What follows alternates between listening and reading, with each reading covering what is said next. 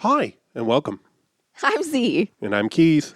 and we're going to tell you about the movie that we just watched. But first, a little bit of a heads up. Some of the movies we watch deal with heavy subject matters. In order to talk about these emotionally delicate things and the heavy subject matters that we sometimes cover, we add humor and crude language to add some levity and to process our own trauma. If that doesn't feel fun or safe for you, we completely understand. Please take care of yourself first and foremost. And we spoil the end of pretty much every movie that we watch. Now you know. On with the show.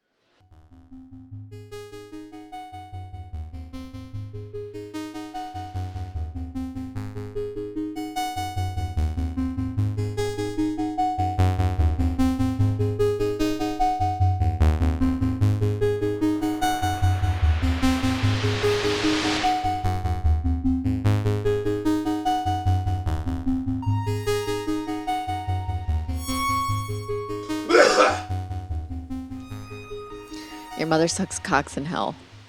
Mama.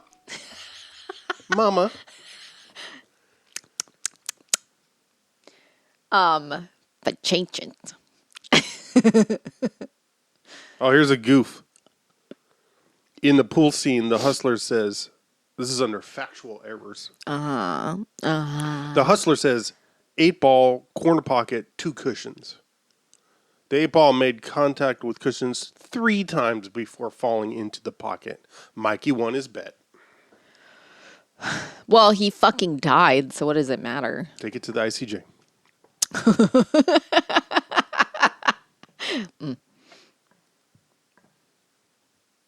Which the great thing is that they didn't.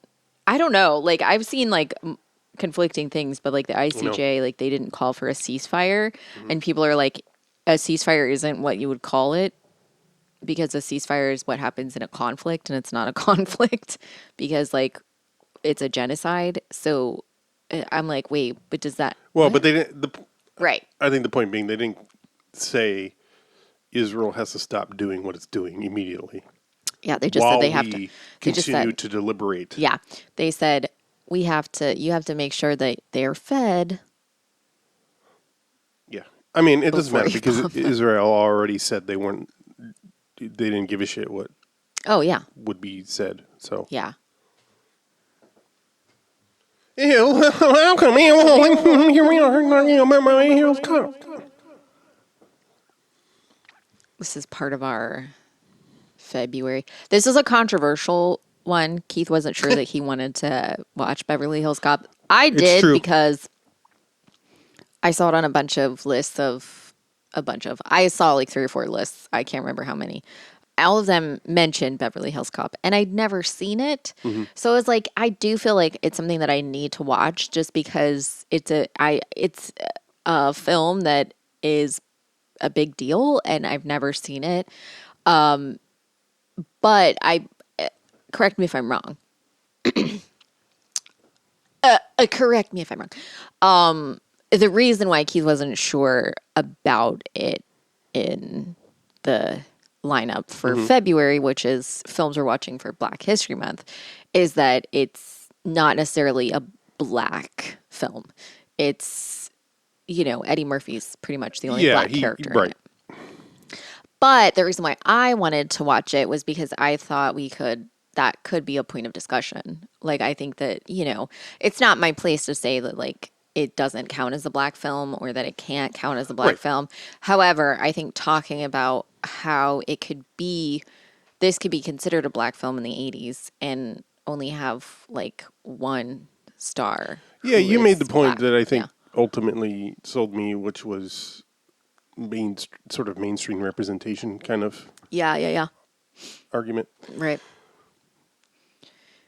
It's not at all what I thought it was going to be. I honestly I thought it was a straightforward movie. I thought he was just a cop that worked in Beverly Hills. It was just he's a cop in Beverly Hills. Right. I thought I've never seen it. Anything. I've never even seen, I mean, like, I know people talk about Beverly Hills Cop.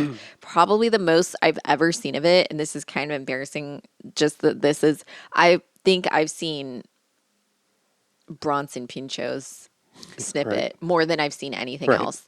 For good reason, because it's fucking amazing. Like, when he's like, get the fuck out of here. He's like, nah, I'm not going to get out of here.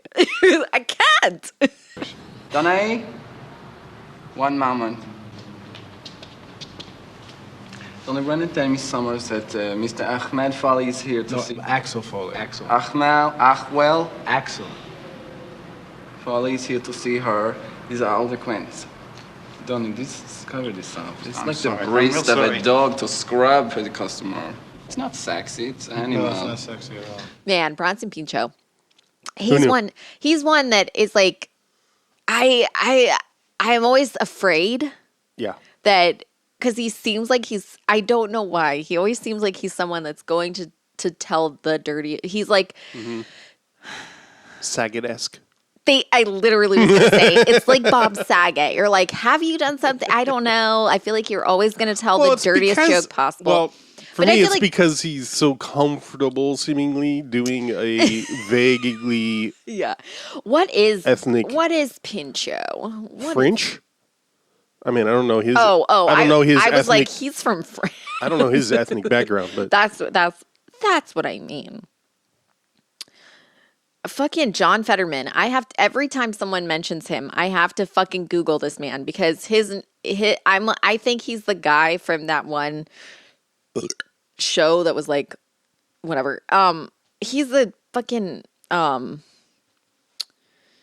he's the politician or whatever. From Pennsylvania. Yeah. He's just that piece of shit that's a Zionist turd. Yeah, man, it's a bummer because he was. I know he was like super progressive in his campaign, and then he had some kind of medical. He had like a stroke during his or something. Yeah, he was. Yeah, and then now he's a fucking. What am I looking? Bronson. And isn't there some athlete named Fetterman? I don't know.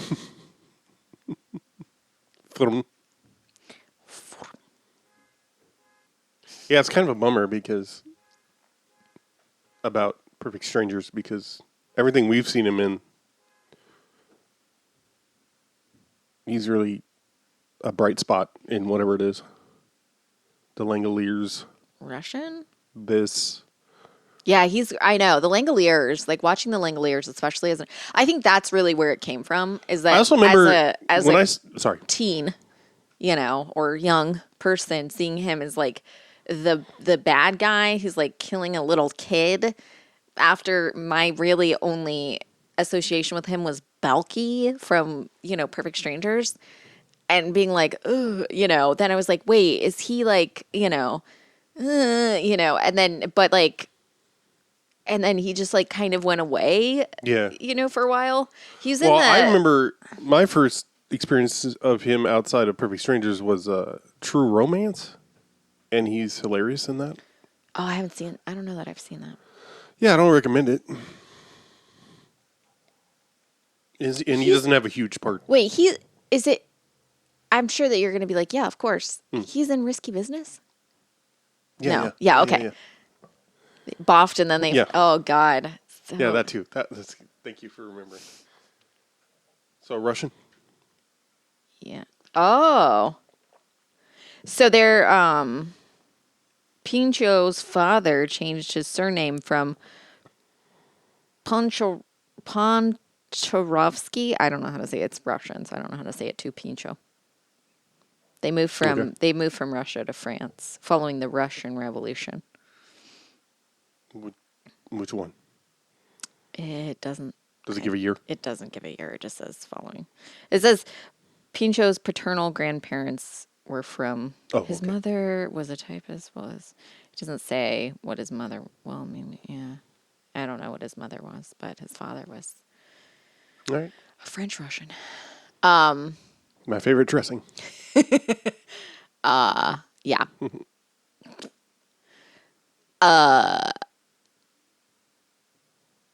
Yeah, it's whatever. He was in Sabrina, like the TV show Sabrina. Really? Not the one from the 90s, but the remake on Netflix that happened a few years ago. Oh wow. Yeah, and he was like really great in it. And I was just like, holy shit. And I was very excited. And I was like, he's doing so good in this.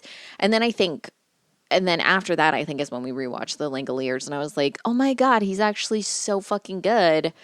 And that's why I was so weirded out by him, because he's actually just a really good actor. I don't know how to explain this or where this comes from as far as my perception. He seems like someone who's like acting isn't like his career focus. I'm just talking about a vibe. I'm not talking about anything else. Just my made up perception where he's just like showing up to do a job. And I'm not saying I don't mean that. No. I'm not saying, I'm not casting aspersions. Yeah. Because none of this is grounded in anything other than he just shows up, he has a good time, and then he's out doing whatever he does. Yeah.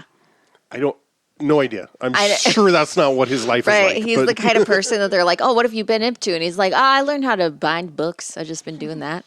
You're like, what books? He's like, no, nothing actually. I've just been binding paper together. And binding paper together. Just making blank books. Yeah. It's just pages. Something to have. All right. I can write in sometime. You know, you're like, what the fuck? Why? Yeah. I make fly fishing lures by hand. Yeah. Oh, you fish? No. No. You sell them? No. I just got a box. Just a box of them. Do you have friends or family that fish? No, actually, I don't even. I don't even do those things. I don't.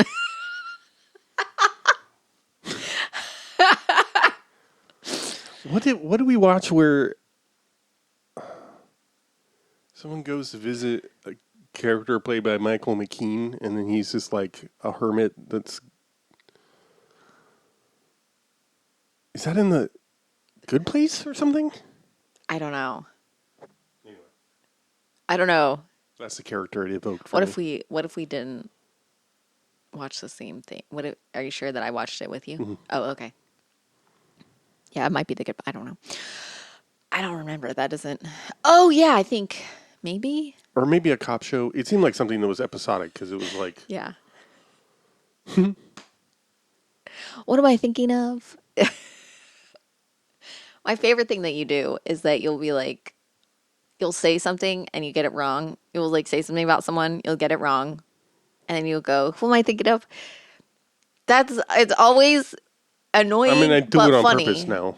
I know. It's turned into a thing, but it wasn't on purpose at first. Yeah. Also, I want to acknowledge. Isn't that what Teddy says too? After he's like, his name Bob Burger. Who am I thinking of? That's not my name. Yes, it is. No, it's not. Who am I thinking of? What about?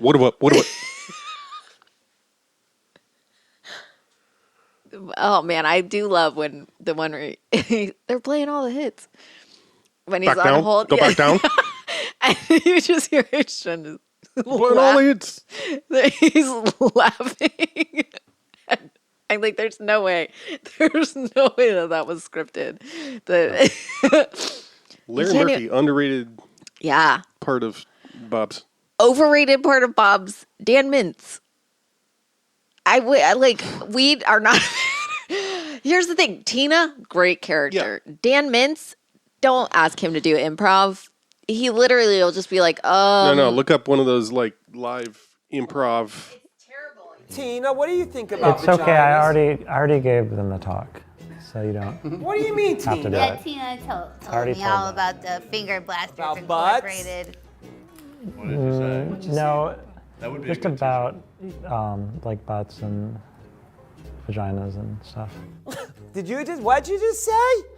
I already gave them the talk, so you don't About what? do that. About 1978. Check it out, Tina. I didn't tell them about that though. 78, they were real hairy back then. Not anymore. Teddy, that's Play Girl. Oh, okay. No, that's making a lot more sense now. All right. what? It's terrible. I mean, that would be me. I'm criticizing as someone who doesn't enjoy improv. And it's fascinating that you got the job. I know. I agree. I think he does a great job as Tina. And also, but I don't want to see him do anything I swear there's got to be else. some subtext to the fact that on the Archer crossover episode, Archer is like Louise, Jean, and yeah. And also, Dan Mintz is the only one to never voice a character on Archer. I know. At least we know maybe he Kristen has. Shaw and Eugene Merman. I think even Larry Murphy shows up at some point. He's not Scorpio. He's not Scorpio. No, Linda, fucking, she's. Oh yeah. John Roberts. Yeah, I know. Linda's in it. Oh man, I don't know why. Dan Mintz really brings it down. I don't enjoy his comedy whatsoever. Anytime I'm like, bro, stop. Like, this isn't funny. I don't know.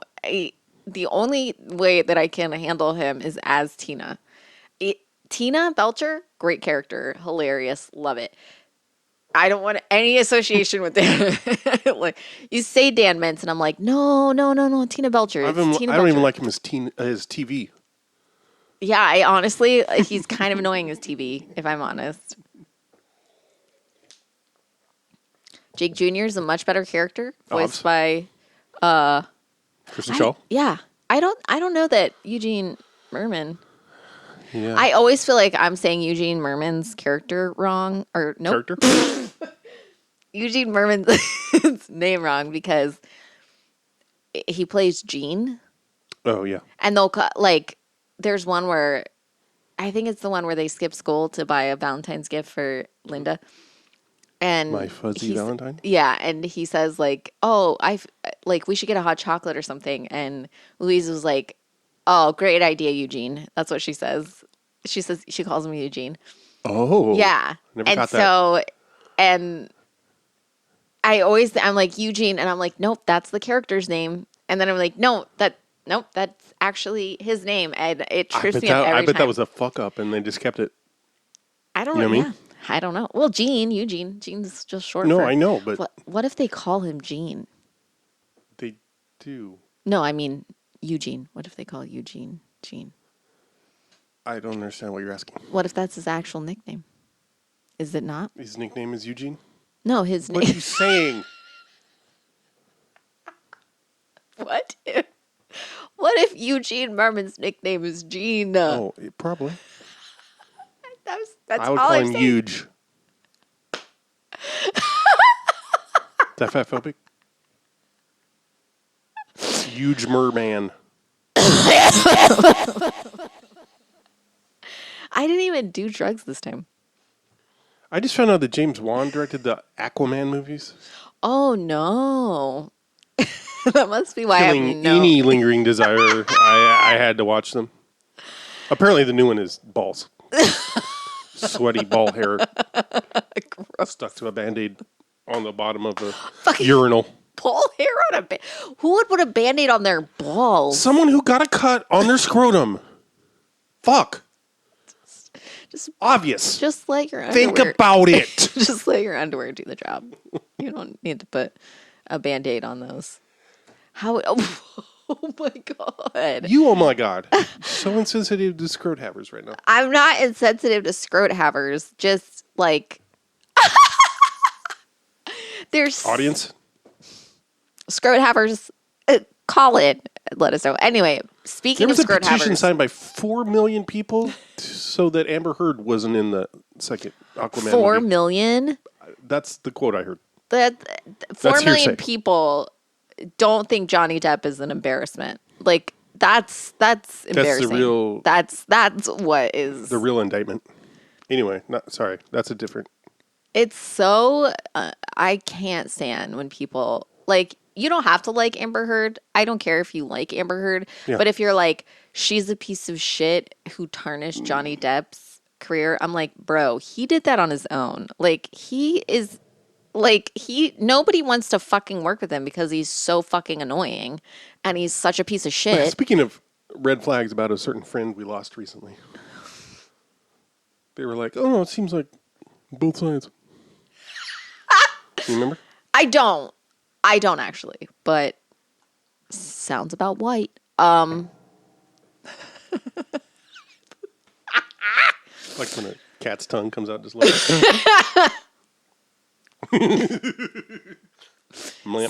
Meh. Is that Malem? That's Malem, or is that That's Blep? my interpretation of Okay, that Malem. Automata poetry or whatever. Yeah, Malem and This Blep. is one of the Joe Simpson, Jerry Bruckheimer films. So the thing that you were talking about, the high concept film. Yeah. It really does. So I will say this. Okay, you were like, I said, oh, I've never seen this. And last night you said, well, if you've seen Top Gun, you've seen this. No, it's not that much like Top Gun. It follows a similar thing but the thing is, Well, it definitely follows the like you're a fuck up, right. but hey, you're really good at it. Yeah.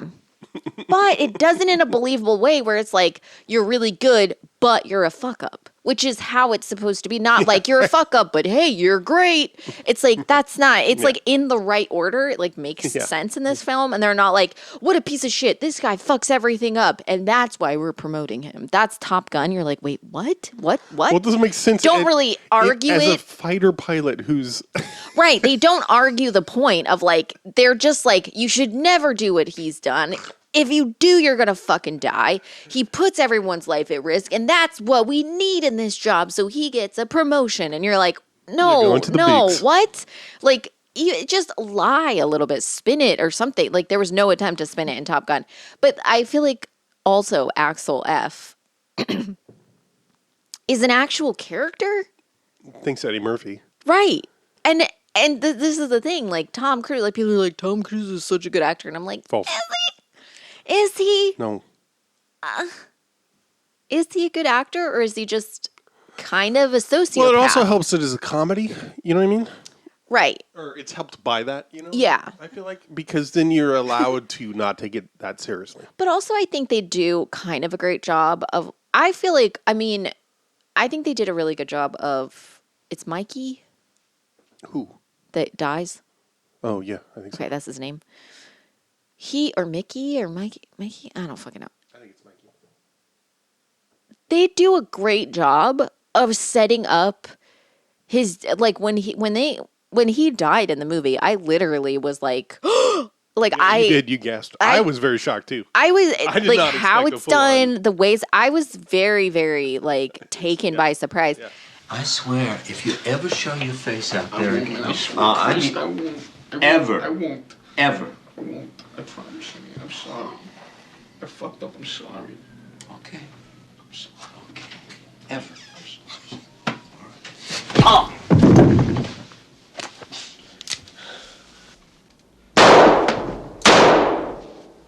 And I didn't see it coming. I didn't think anything like that. It's literally got the muted. I love that. I love that. Sorry, friends.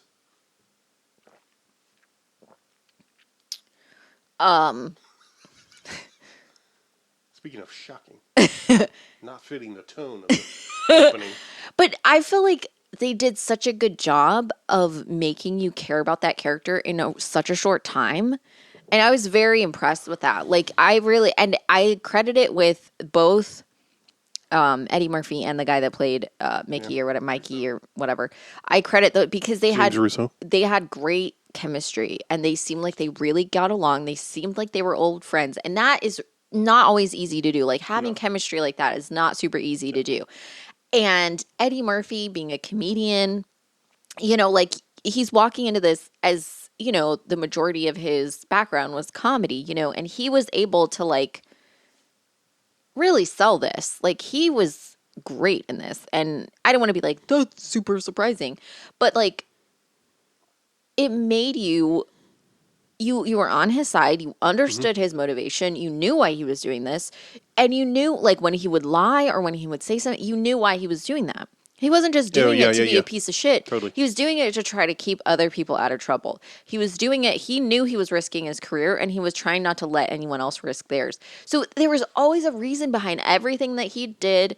There was always, like, even when he was like getting people not to follow him, he was ultimately doing that so that they weren't going to be in the middle of shit. He was trying to do something so that he wasn't fucking up their ultimate investigation in the end, you know? And he says that to them. They're like, why didn't you say this? Why didn't you say that? And he's like, because you don't, because he kept saying that he was just on vacation. And finally, like, the chief is like, you have to fucking be real with me. Like, you need to do that.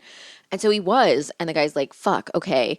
And so Yeah, that didn't work for me as a plot point. Well, I liked it because I didn't, when he was like, all right, we're throwing all the money at you.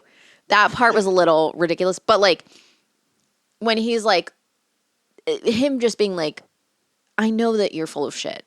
You need to start being honest with me.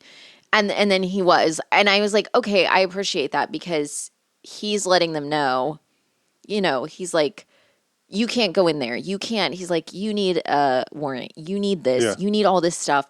I'm acting alone. I'm being, Right. I'm doing all this stuff so that you guys don't have to be in the middle. Yeah.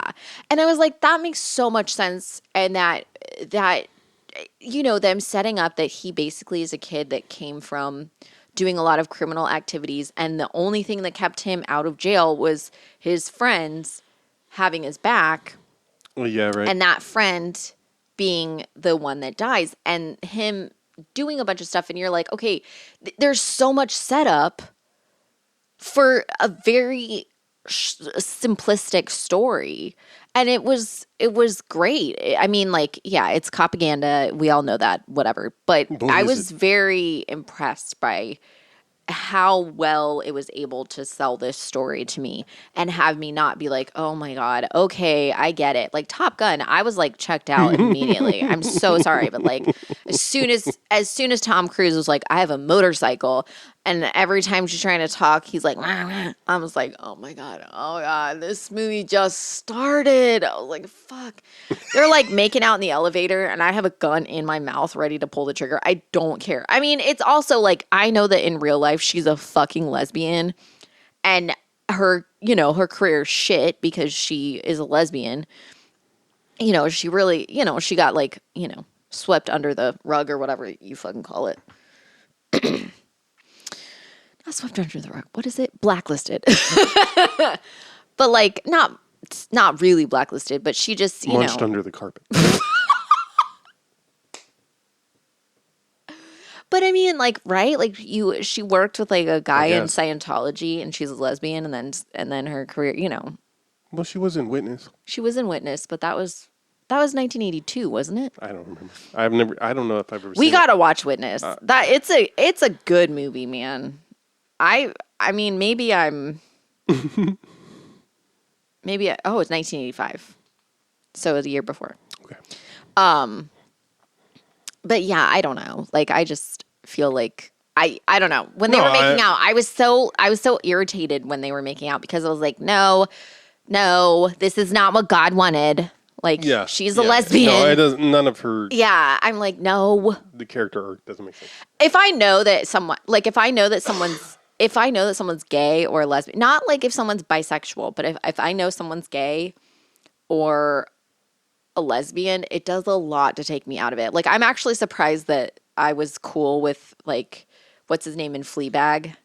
Like, the priest in Fleabag, because I know that he's gay in real life. And so I'm like, but they did really well selling it. They had good chemistry. So I was like, okay, it's fine. But like, if I know that an actor or an actress is gay and they're like making out with someone that I know that I'm like, no, I don't want to see this. I don't like it. If I don't know that an actor's gay and they're making out with someone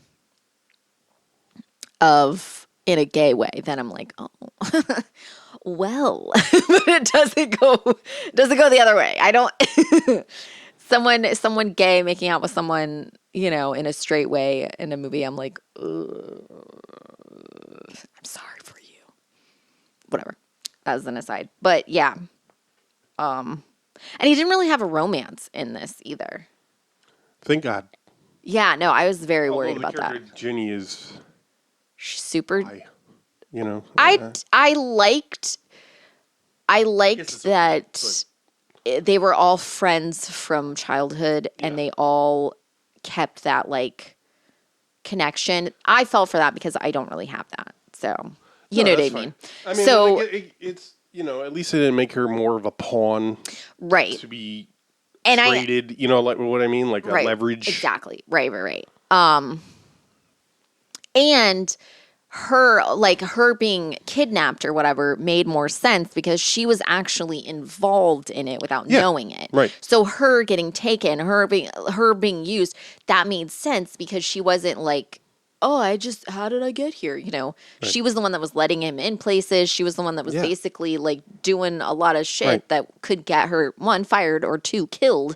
And it was about to get her both. So, you know, that I was like, okay, like they're giving her, like she was the connection to Mikey or whatever the fuck, being that, you know, like all this stuff, they really did a good job of connecting it. And you're like, oh, okay. Like, you know, it's not like the most thorough fucking plot in the whole entire world. It's not like, you know, some fucking spy movie or whatever. Yeah.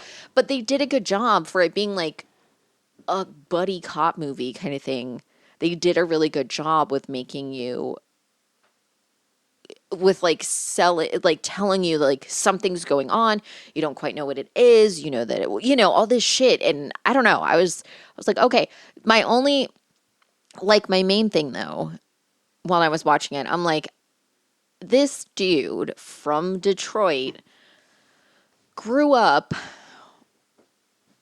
with a bunch of white kids and was like best friends with like, I'm like, well, 2 that we know of. Well, yeah, but it seemed like they were the 3 amigos kind of shit. Like they, you know, they weren't It talking. happened to be the 2. Well, he was tight with Mikey, but yeah, I don't know. I was just like, okay, not to say that. No, I know. You know, Yeah, just no, that's it. That's okay. All right. I mean, and there's not really any.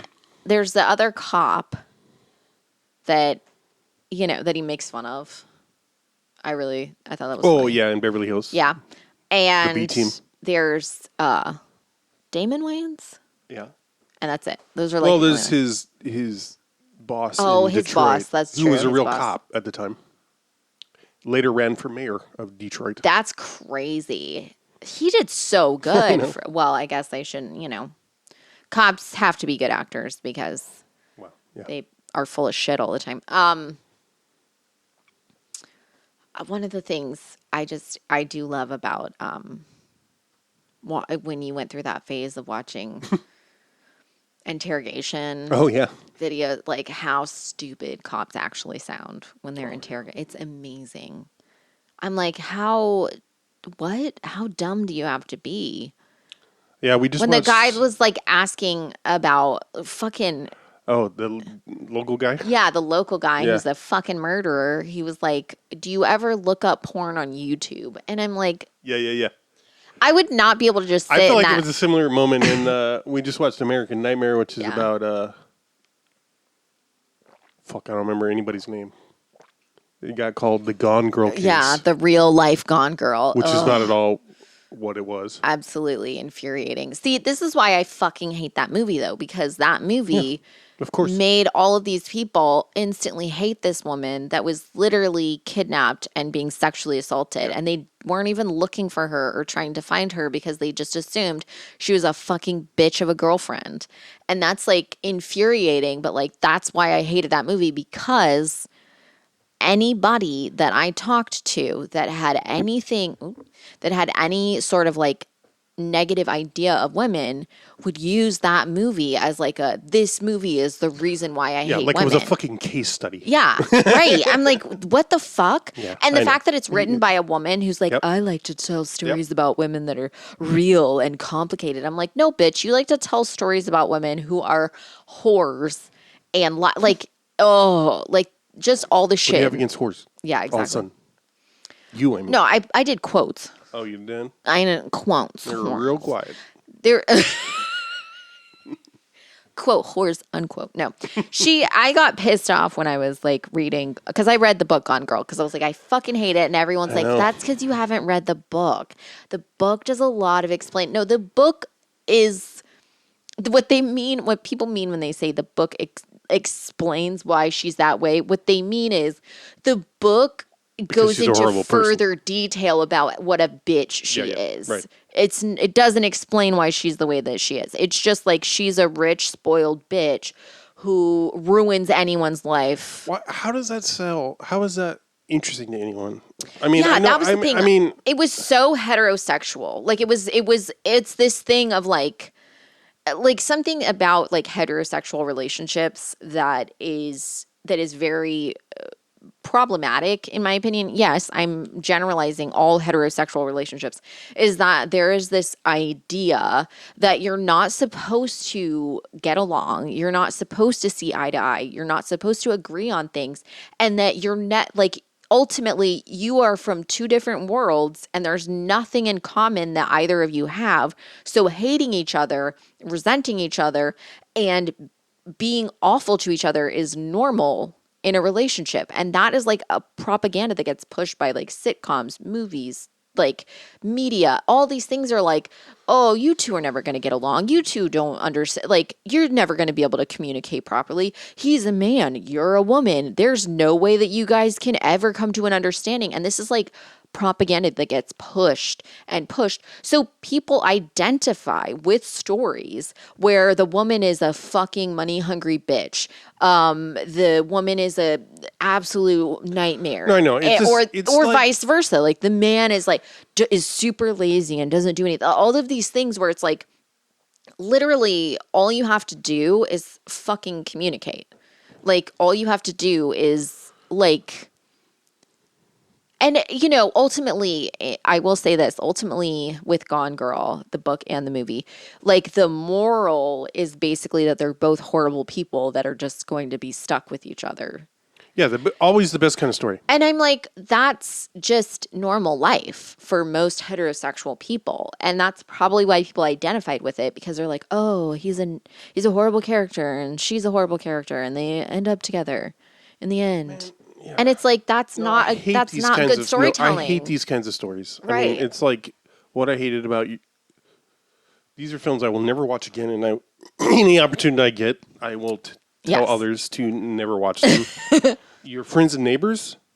Okay. Yeah. I hated that fucking movie. I don't remember it, but yeah. Ben Stiller and I want to say Jason Patrick. Probably, yeah. And I've probably seen it. I just don't remember. Natasha Kinski, maybe.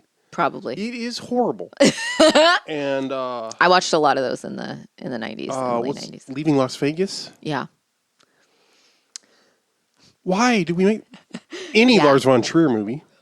Agree. I fucking hate Lars von Trier. I fucking hate Lars von Trier. Everyone's like, "Have you seen?" And I'm like, "No, I've seen 2-3 of his movies." And why? Why would Dancer in the Dark, which is arguably one of his more mild ones, is still punishment. I know that I told you.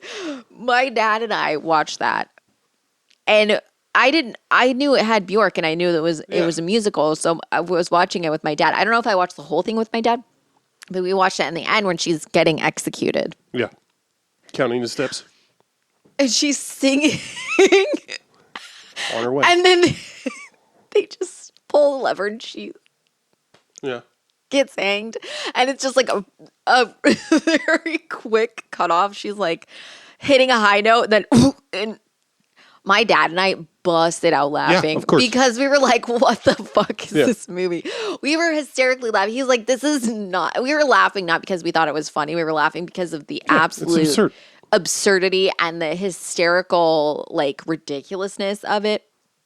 And we were just laughing, and he was like, this is a bad movie. This is a horrible movie. And we were just hysterically laughing because I'm the kind of person, I feel like my dad is kind of this person too, where if something makes us uncomfortable, we laugh. So it's a pretty common human reaction. It is, but some people will be, I've been called like a psycho and shit like that. So, you know, I have some insecurity around it. Or like if something is happening and you don't really know how to respond, just laughing. And that's like, if something's really awful and takes me by surprise, I will laugh at it. And it doesn't mean that I think it's funny. It's that I'm surprised. I don't know. It's a weird thing. It happens to people and people will use it as like a gotcha. It's very weird. But like, I don't know what it is and I have no control over it. But like, I was like laughing at this movie because I was like, this is so fucking, she's got the glasses and her. Fucking ridiculous. Bad movie. It is a bad movie. Why do people give him money? I don't know. What was the one that he did with where everyone had on the poster? Everyone had a fucking O face or whatever. I don't know. Oh God, it was like two. Oh God. As you know, I confuse all the titles because they're all Antichrist, Nymphomaniac 1 and 2. Yeah, that's what I never watched that. I think that we showed that at the theater, and they were like, "Oh, you're gonna watch it?" And I was like, "Oh, fuck no! Why would I ever watch a Lars von Trier movie ever?" Like once I saw Antichrist, I was like, never again. And I know that I've said this because I say this all the time because I think it's very important to why I hate it as much as I do. Because one, it's not a good movie. I don't like the movie. I don't think it's good. It's not the kind of movie that I mean, like, theoretically, I could see someone thinking that I would like it. But if you actually, like, pay attention to the messaging of the movie, it's a fucking horrible movie that is severely misogynistic and is... Yeah, he absolutely hates women. He hates women, All these movies are... psychopathically cynical. Yeah, and legitimately, the ultimate question of Antichrist, if you watch it, the messaging is, are women born evil or made evil? And that's just like the theoretical question. Those are the film. only options. Right. Though. It's not like there's no escaping bro. Fuck off, bro. But one of my mom's best friends, someone that I grew up around, died suddenly. I'm sorry for your loss. And she just like literally was not like, it wasn't like her health was declining. Her husband came home from work and found her dead on the floor. And, you know, like she lived like, cause we moved to Vegas. She also moved to Vegas. Oh yeah. So yeah. So like I grew up around her and then she ended up moving to Vegas where we were. And so we would see each other like all the time. You know, my mom would talk to her on the phone and she was just, he came home one day and she was dead on the floor. Fuck. And I was about 24, 20. It was a little bit before I moved here. So, and I think that happened when I was like 25. I don't remember. I was 2011. So I was 25. I was like 25, 26, something like that. And I was having... You better nail it down. It was... I hate when I do that because I'm like, I'm my mother. And so I was having this like absolute crisis. I was panicking because death makes you, you know, like the reality of that. So I was like having like a complete like, you know, I was just like having panic attacks every night. And then you watch that movie? Oh, it gets better. I was like, I'm going to go to the grocery store and I'm going to pick something up for myself. I don't remember what it was. So I went there, and while I was there, I saw an old man. He was probably in his 60s, maybe 70s. He wasn't that old, but he had like a big like wound on his head and like a bandage. And he looked at me and he said, "Don't get old. It's not worth it." Just in the middle of the grocery store. So I had to run out because I started having a fucking panic attack. And I go home and I was like, you know what? I'm going to work on a project that I have, you know, and I'm going to watch a movie. And I picked Antichrist. And that's the movie that I watched. And when I tell you, that is not the headspace to be in when you watch that. I was like, this is horrible. It was the last Lars von Trier movie I ever watched. I didn't realize that was what I was going in for. I thought it was going to be a horror movie. I thought I was going to be watching a cool horror movie. It's a horror movie in the way that like watching like someone's real-time emotional manipulation is a horror movie. Right. Like, you know. No thanks.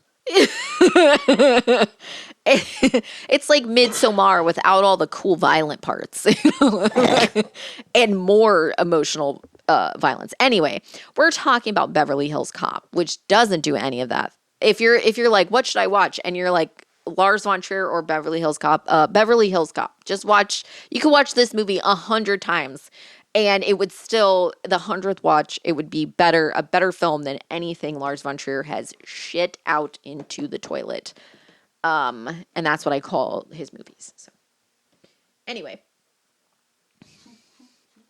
Sorry that I did that. No. I started it. It's my fault. But I think yeah, it was a lot more enjoyable than I anticipated. It was. Yeah. It's definitely carried by Eddie Murphy. And it's one of these films that, like, For sure. In retrospect, because growing up with it, you just thought that was how movies, or for me, Yeah. I think, because this period of Hollywood films are Yeah. the water I breathe. But you look at this and you look at like Jumpin' Jack Flash, any of these Robin Williams movies, particularly from the 80s. I don't want to get into your Doubtfires and your Millennial Man and I never really have seen Bicentennial Jacks and what have you. But these things where they let comedians just improvise a bunch of shit and like kind of shoot around it. Kudos to the directors too that were able to make it. Yeah. So. I stand by it. Jumpin' Jack Flash is one of my favorite movies. You've really sold me on it. I really love it. It's solid. It really should get more consideration than it does. I agree. It's such a good fucking movie. And it's just one that I happened upon. Like, I just saw it like on TV as a kid, and I was like, this movie's fucking I remember funny. it being a big deal at the time. It's so funny, and it's not so... as big a deal, obviously, as any of these others, but... So fucking funny. That's a good question. But I'm glad you like did a comparison because I feel like that's a movie. It's a similar like Jumpin' Jack Flash is similar in that like Whoopi Goldberg is pretty much the only black character in it, and having to be like the sole black character. And when I say character, I mean like main character, someone that's getting a lot of dialogue, someone's in multiple scenes because there's like you said like Marshall. That's right. That's fucking right. Yeah, there's not like there's the scene of the chief or the commander or whatever in the first scene Inspector Todd. Yeah. And then there's the other character, I don't remember what his name is. The other detective in Beverly Hills. And those are like, and then Damon Wayans. Yeah. But they have like one scene, a couple lines of dialogue, and nothing else. Even if they're in multiple scenes, they're not necessarily saying a lot of stuff. So and in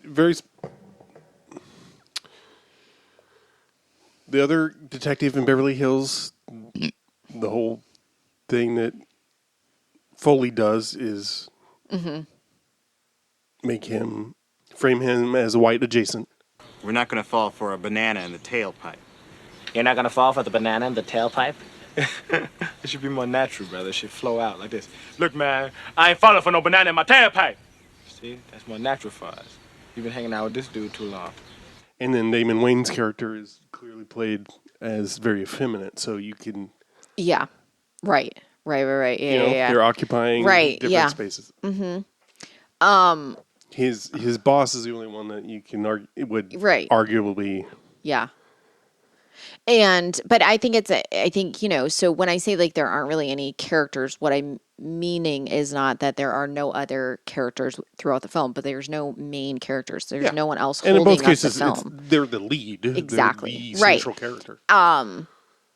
So like, yeah, I'm Jumping Jack Flash and this. So like to be, I mean, that's like, I don't want to say for the time because I don't want to give it more kudos than it's worth. Yeah.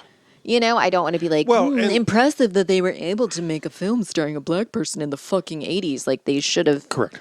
That shouldn't have been a surprise thing. I mean, I'm sure these weren't the only ones also that happened. But what I'm saying is, like,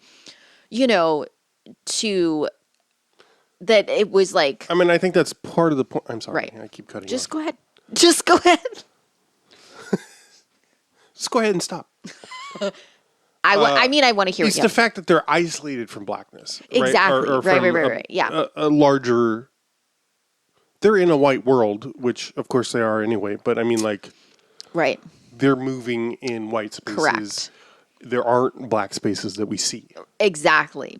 That's the main thing that I think, when I was saying, like, his childhood friends are shown as white, but, like, it's very obvious him as a character, which this is not a complaint. This is an observation, just to be clear. Right. Him as a character, he's very much, as he should be and be allowed to be, he's very much like, I'm a black man in the world.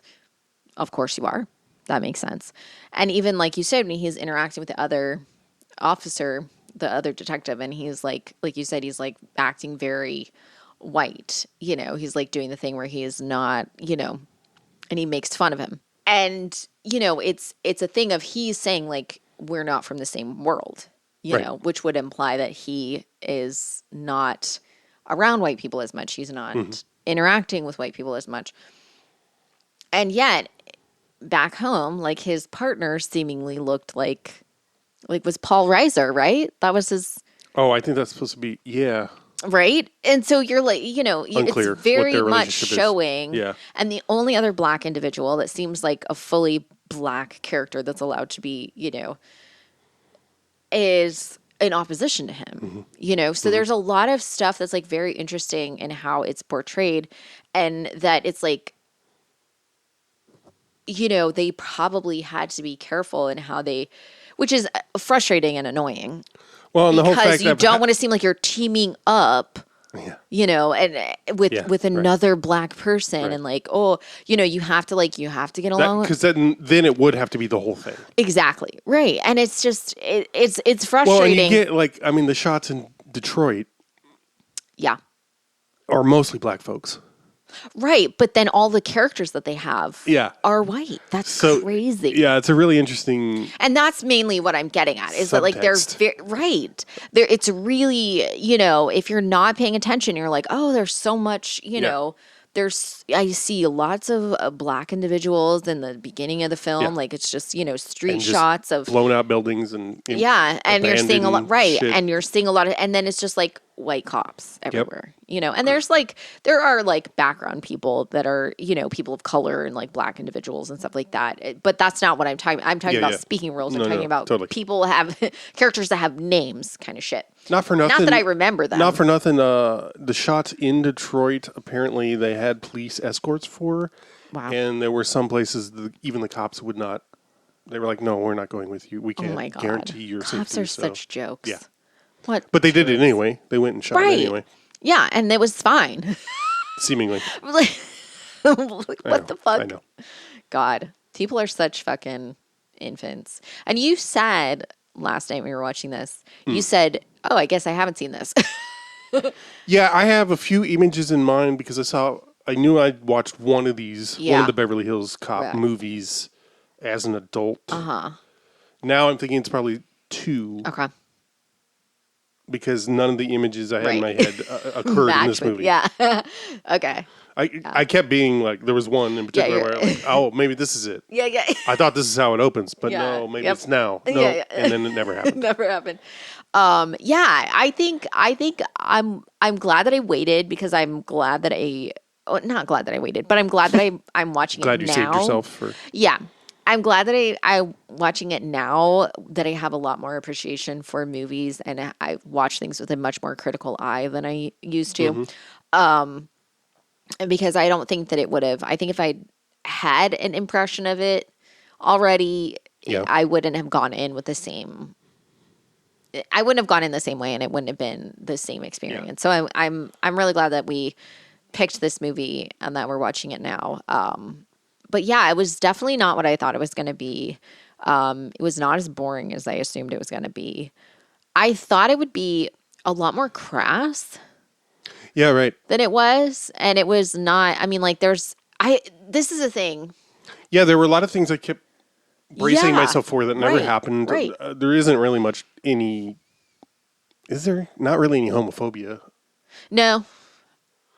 Except for him, like, doing the whole thing where he, like, goes... I mean, I don't even... It's not really homophobia as much as it's playing on homophobia. Where he's saying that he needs to talk to the guy because he has herpes. Oh, right. And the guy's like, why don't you tell him that? And, you know, but it's not so much... It's... I mean, you know, it can be... It can be said it's homophobic, and I'm not going to argue that it isn't, but the way that it's presented is more playing on someone else's fear. Right. And someone else's homophobia. And Moors, like the discomfort of a delicate subject. Exactly. Right. Being brought up in a polite company or whatever. Right, yeah. That kind of shit. Well, why don't you give me the message and I'll take it to him? Okay, I guess I can do that. Tell Victor that Ramon, the fella he met about a week ago, tell him that Ramon went to the clinic today, and I found out that I have herpes simplex 10. And I think Victor should go check himself out with his physician to make sure everything is fine before things start falling off on the man. Perhaps you better tell him that. Right, exactly. So that was an interesting thing to see that how they did that too. Also, like you said, like it's not, there wasn't like there was some nudity when they go to a strip club, but it also wasn't. That person, actual dancer. I believe it, and also, but also it wasn't. There wasn't. I mean, this is not speaking to anything on the set, or I don't know how people were in real life. I just mean like how it's portrayed in the movie. Right. There was no like crassness towards that. Right. And they weren't like. They weren't. Yeah, it wasn't shitty like towards the dancer. They weren't shitty towards the dancer. They weren't being like gross or anything like that. Yeah. I gotta say, I don't understand guy, the point Rosewood, of that scene, though. Rosewood was kept tipping her, which I think, is, I always appreciate in films when sex workers get paid and they show it, like in fucking Castle Freak, Jeffrey Combs, ate a hooker out and then paid her. I'm like, of course, beautiful. I love to see it. I'll never forget. Well, she has to die for it, but that comes after, and we can just after she gets her tits eat off. Yeah. Ugh. Anyway. Real dancer, and the song that plays is the song that was one that she would dance to. And that was her request. That's amazing. That song was fucking amazing. Oh yeah, that song was ridiculously amazing. I was like, I've never heard this before. Written by Prince. Beautiful, just stunning. Oh my god, yeah, that was. You didn't know that song? I don't know that song. The soundtrack for this is beautiful. Amazing. I mean, I loved it. It's very noticeable that towards I guess when the final push on the mansion, right? Like, there's no actual F. Okay. During that. Oh, okay. Which is thank God, because by the time we get to that, you're kind of sick of it, almost. Last night, Keith was like, "Oh," and he played like dun dun dun dun dun dun dun, and he was like, and I was like, "Oh, cool." What? He's like, "Because we're watching the movie tonight," and I was like, "What the fuck does it have to do with the movie?" He's like, "It's from that," and I was like, "Okay." I was like, "I don't know," and so we're watching the movie, and I was like, "Wait, is this the fucking theme song to this movie?" And he's like, "The song is called Axel F," and I was like, "What the fuck?" No clue. I'd never seen it at all, and I knew nothing about it. So that being, I was like, "Oh, I've no fucking." So I was just like completely and that fucking clueless. Crazy Frog came along. Ding ding. Yeah, that's what I associate that song. I knew that it was like that it wasn't an original song. Right. But I didn't know what it was. I was like, why can't I play that? Where did I know it from? Anyway, would you recommend this movie? Oh. Under particular criteria, I don't know what they are, but you could do worse, obviously. I think that this is one of the best Eddie Murphy films I've seen. Because he can. Oh yeah, he made some not great choices. Clump it up. Oh yeah, the clumps. That was a whole era. The Nutty Professor. Yeah, he did some. The 90s weren't particularly great for Eddie Murphy. That was my again. I still want to. I really want us to watch Boomerang at some point because I'm really curious what I would think about it now. Okay, I'm unfamiliar with it. I mean, I know that it's a movie. I know. I just mean I don't know. I think that's early 90s. I mean, yeah, Coming to America and I've never Golden seen Child. that. I've never seen that. I've never seen a lot of these movies. Yeah. And this is something that is that I've realized. You can what? Well, a few years ago, sometime in the last, I don't remember. He did a movie called My Name Is. My name is. Shit. You talking about Coming to America 2? What do you mean? Eddie Murphy did a movie? Yep. Okay.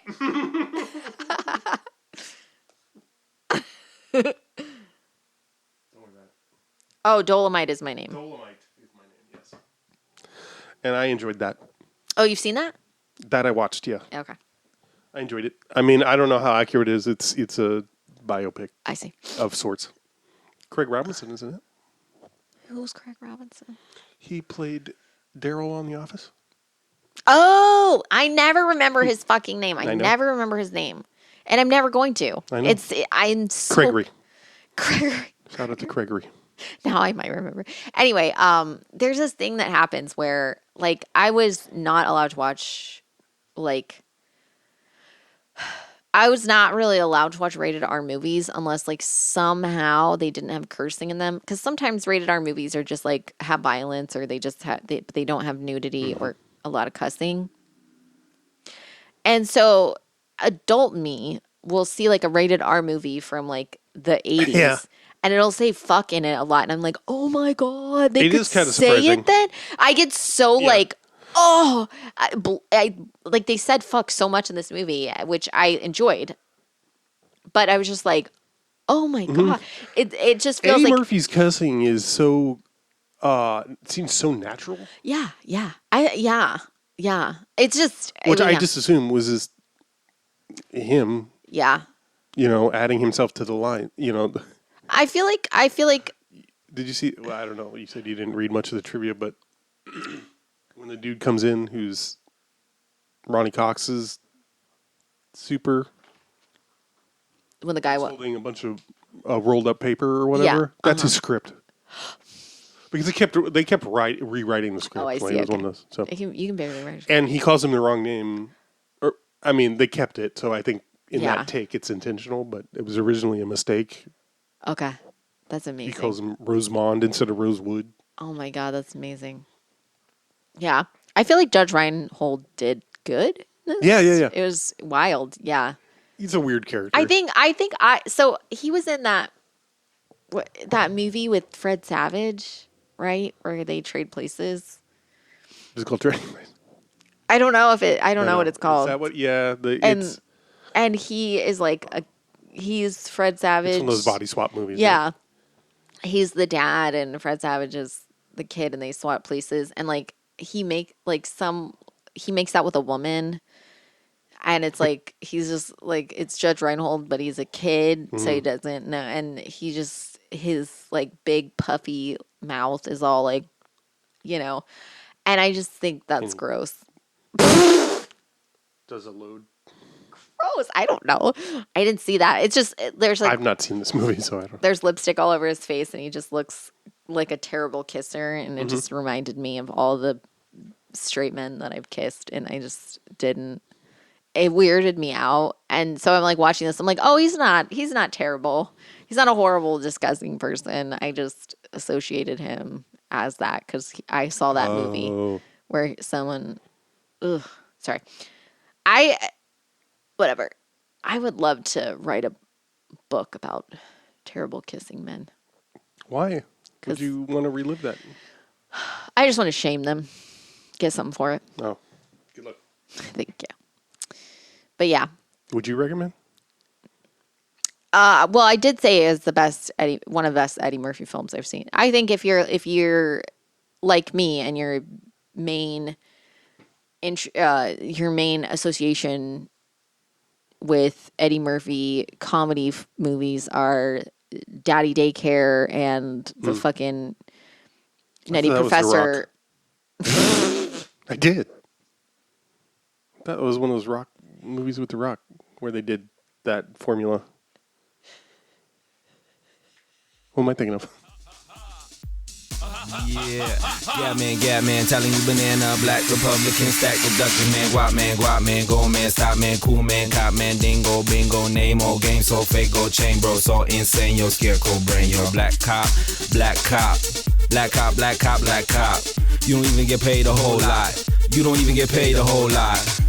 Finna buy me a spaceship, space race man, that's space racist. Overseer, officer. Why you wanna put me in a coffin, sir? Why you wanna put me in a coffin, sir? Watch the gap, mind the gap, fall into the gap.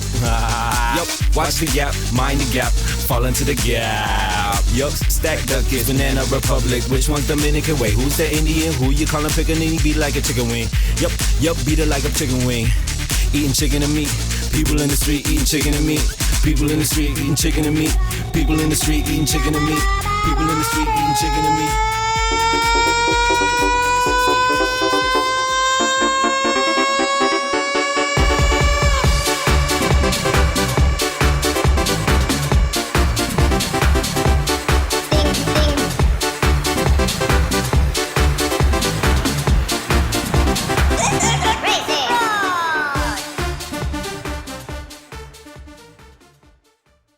Ding, ding.